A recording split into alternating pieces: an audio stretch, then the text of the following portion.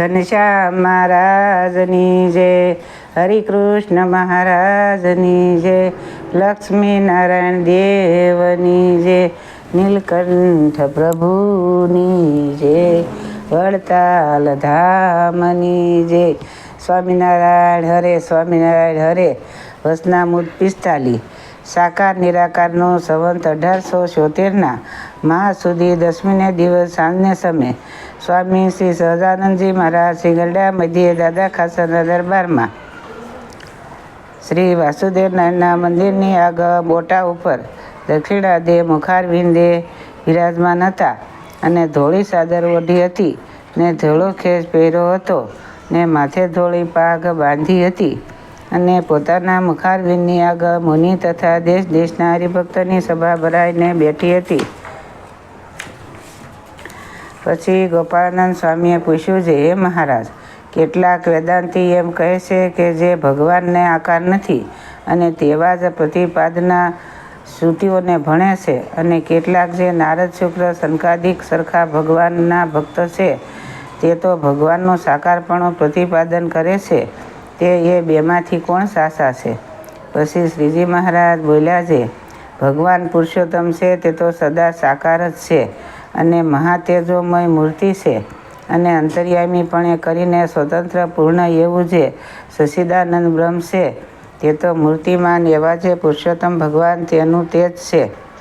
અને શ્રુતિએ પણ એમ કહ્યું છે જે તે ભગવાન માયા સામું જોવા હવા અને જ્યારે જુએ ત્યારે તેને શું એકલી આંખ જ હોય? હાથ પગ પણ હોય માટે આ સાકાર રૂપનું પ્રતિપાદન થયું. અને વળી જેમ સમગ્ર જળ છે તેના જીવરૂપ જે વરુણ તે પોતાના લોકને વિશે સાકાર છે ને જળ નિરાકાર કહેવાય છે, અને જેમ અગ્નિની જે જ્વાળા છે તે નિરાકાર કહેવાય છે, અને તેના દેવતા જે અગ્નિ તે અગ્નિલોકને વિશે સાકાર છે, અને જેમ સમગ્ર તડકોને નિરાકાર કહેવાય છે ને સૂર્યના મંડળને વિશે જે સૂર્યદેવ તે સાકાર છે, તેમ સચ્ચિદાનંદ જે બ્રહ્મ તે નિરાકાર છે, અને પુરુષોત્તમ જે ભગવાન તે સાકાર છે, અને એ સ્વતંત્ર પૂર્ણ એવું જે સચ્ચિદાનંદ બ્રહ્મ છે પુરુષોત્તમ ભગવાનનું તેજ છે. અને કોઈ એમ કહેશે જે શ્રુતિમાં એમ કહ્યું છે જે પરમેશ્વર તો કર ચરણાવિંદને રહિત છે ને સર્વત્ર પૂર્ણ છે, તો એ જે શ્રુતિએ કર ચરણાવિંદનો નિષેધ કર્યો છે તે તો માયિક કર ચરણાવિંદકીનો નિષેધ કર્યો છે. અને ભગવાનનો આકાર છે તે તો દિવ્ય છે પણ માયિક નથી, અને અંતર્યામીપણે કરીને જીવ ઈશ્વરને વિશે વ્યાપક એવું જે પુરુષોત્તમ ભગવાનનું બહામરૂપ તેજ તે નિરાકાર છે, તો પણ જીવ ઈશ્વર સર્વને તેમના કર્મને અનુસારે થયા યથા યોગપણે કર્મના ફળને દેવાને વિશે નિયંતાપણું છે તે સાકાર પેઠે નિયમતારૂપ ક્રિયાને કરે છે, માટે તે તેજનો પણ સાકાર જેવું જાણવું. એવી રીતે ભગવાન પુરુષોત્તમ તો સદા સાકાર જ છે પણ નિરાકાર નથી, અને જે નિરાકાર કહે છે તે તો સમજતા નથી. ઇતિ વચનામૃત ગરડા પ્રથમનું 45મું જે તે થયું. સ્વામિનારાયણ હરે, સ્વામિનારાયણ હરે. વચનામૃત 46. આકાશની ઉત્પત્તિ અને લયનું.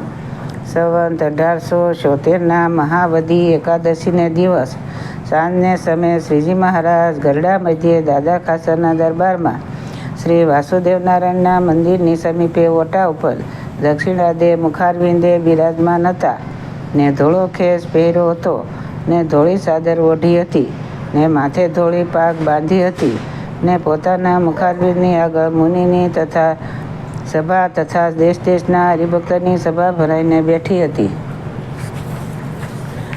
તે સમયે ભટ્ટ પાહેશ્વર નામે વેદાંતી બ્રાહ્મણ હતો. તેણે શ્રીજી મહારાજને પ્રશ્ન પૂછ્યો છે, સમાધિને વિશે સર્વ લીન થાય છે ત્યારે આકાશ કેવી રીતે લીન થાય છે?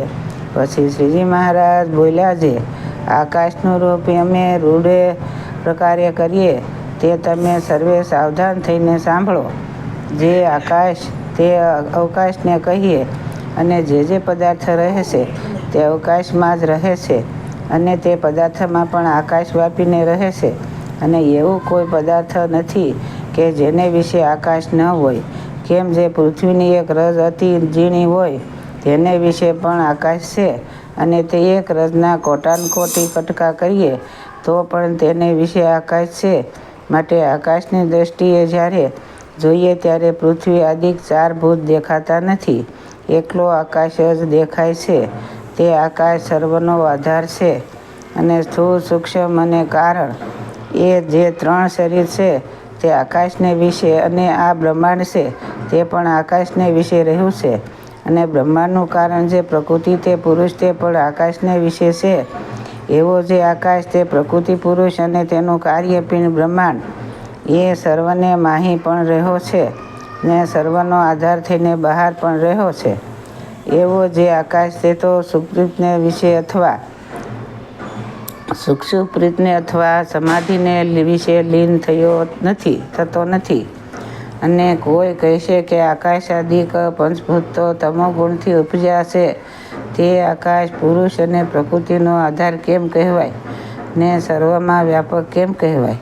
તો એનો ઉત્તર એ છે કે જે પ્રકૃતિમાં જો અવકાશરૂપ આકાશ ન હોય તો જેમ વૃક્ષમાંથી ફળ પુષ્પાદિક બહાર નિસરે છે, અને જેમ ગાયના પેટમાંથી વાછરું બહાર નીકળે છે, તેમ પ્રકૃતિમાંથી મહત્વ નિસરે છે. તે કેમ નિસરે? માટે પ્રકૃતિને વિશે આકાશ રહ્યો છે, અને મહત્વતાથી અહંકાર નિસરે છે. માટે મહત્તાત્વમાં આકાશ રહ્યો છે, અને અહંકારમાંથી 3 ગુણ નિસરે છે. માટે અહંકારને વિશે આકાશ રહ્યો છે. અને તમોગુણમાંથી આકાશ આદિક પંચભૂત નિસરે છે. માટે તમોગુણને વિશે પણ આકાશ રહ્યો છે. અને તમોગુણમાંથી જે આકાશ નિસરે છે તે આકાશ તો તમોગુણનું કાર્ય કરે છે, અને વિકારવાન છે. અને સર્વનો આધાર જે આકાશ છે તે નિર્વિકારી છે, તે અનાદિ છે. અને એવો સર્વાધાર જે આકાશ છે તે આકાશને બ્રહ્મ કહીએ, ચિદાકાશ કહીએ. અને એ આકાશને વિશે પુરુષ ને પ્રકૃતિ તે સંકોચ અવસ્થાને અને વિકાસ અવસ્થાને પામે છે. કેવી જ તો જ્યારે પુરુષ પ્રકૃતિ સામું જુએ છે ત્યારે જેમ સ્ત્રી પુરુષ થકી સંતાનની ઉત્પત્તિ થાય છે, તેમ પુરુષ જે પતિને પ્રકૃતિરૂપ જે સ્ત્રી તે થકી મહત્વાદિક સંતાન ઉત્પન્ન થાય છે. એવી રીતે જે એ પ્રકૃતિ તે 24 તત્વ રૂપે ને પિંડ બ્રહ્માંડ રૂપે થાય છે, એ પ્રકૃતિથી વિકાસ અવસ્થા છે. અને જેટલા પ્રકૃતિના કાર્ય છે તેને વિશે પુરુષ પોતાની શક્તિએ કરીને વ્યાપકપણે રહે છે, તે પુરુષની વિકાસ અવસ્થા છે. અને જ્યારે કાળે કરીને પ્રકૃતિની કાર્ય સર્વ નાશ પામી જાય છે, અને પ્રકૃતિ પણ પુરુષના અંગમાં લીન જેવી રહે છે, એ પ્રકૃતિની સંકોચ અવસ્થા છે. અને પુરુષ પણ પ્રકૃતિના કાર્ય સર્વ નાશ પામ્યા ત્યારે પોતાને સ્વરૂપે રહ્યો, એ પુરુષની સંકોચ અવસ્થા છે. જેમ કાચબો છે તે જ્યારે વિકાસને પામે છે ત્યારે પોતાના અંગ સર્વે બહાર કાઢે છે, અને જ્યારે સંકોચને પામે છે ત્યારે સર્વે પોતાના અંગ તાણી લે છે, ને રૂઢમૂળ થઈ જાય રહે છે. તેમ પુરુષ પ્રકૃતિની સંકોચ વિકાસ અવસ્થા છે. અને એ પ્રકૃતિ તે પ્રકૃતિના કાર્યને વિશે અન્ય વ્યક્તિપણું પુરુષનું છે, પણ સર્વનો આધાર એવો ચિદાકાશ તેનું નથી. કેમ જે સર્વાધાર હોય તે કોણ થકી વ્યતિરેક હોય, તે તો સદા સર્વમાં રહ્યો છે જ હોય. અને આ બ્રહ્માંડ છે તેને ચારે કોર લોકાલોક પર્વત છે એ ગઢની પેઠે રહ્યો છે. અને તે લોકાલોકની બહાર તે અલોક છે, અને તે અલોકથી પર 17 આવરણ છે, અને તેની પર એકલું અંધારું છે, અને અંધારાથી પર પ્રકાશ છે. તે પ્રકાશને ચિદાકાશ કહીએ. તેમજ ઉષુ પણ બ્રહ્મલોક સુધી કહેવાય. અને તેની ઉપર 7 આવરણ છે, અને તે આવરણને પાર અંધકાર છે, અને અંધકારને પાર પ્રકાશ છે. તે પ્રકાશને ચિદાકાશ કહીએ. તેમજ હેઠે પણ 7 પાતાળ સુધી કહેવાય. ને તેથી હેઠા 7 આવરણ છે, ને તેથી હેઠો અંધકાર છે, તેથી હેઠો પ્રકાશ છે. તે પ્રકાશને ચિદાકાશ કહીએ. એવી રીતે બ્રહ્માંડની ચારે પાસે ચિદાકાશ છે, અને બ્રહ્માંડની માહી પણ છે.